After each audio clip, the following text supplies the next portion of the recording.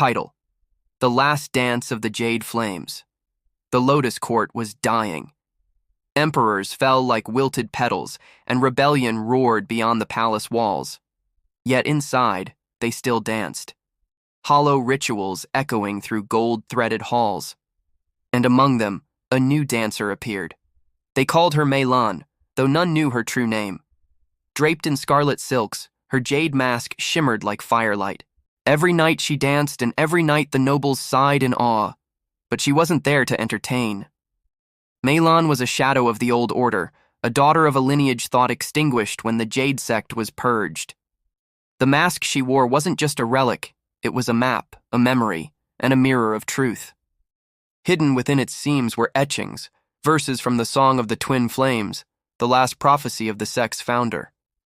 She believed the final line was buried beneath the Lotus Court, in the Hall of Silent Blossoms, now sealed under imperial decree.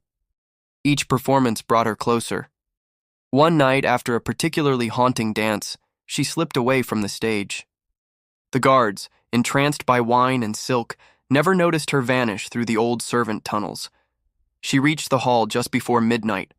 Beneath the floor was a lotus mosaic, its center pulsed faintly.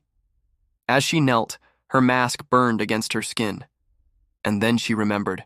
Mei-lan had danced here before, as a child. Her mother's face returned, her voice whispering, the final flame must choose to burn or bloom. The mosaic shifted. From beneath, a pedestal rose, a scroll sealed in molten jade. She touched it. Visions surged. The rise of the Jade sect, its betrayal, and a promise made to the stars, that one would return to balance flame and flower. But as she took the scroll, a cry rang out. Guards. The Empress herself stood behind them. You've stolen enough history, traitor.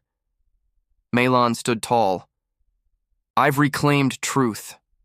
The Jade Mask flared. Flames spiraled from its eyes, not to destroy, but to reveal. The guards lowered their weapons. They saw not a thief, but the rightful heir. The Empress turned to flee, but the flames consumed her shadow and her lies. By dawn, the Empire was no more.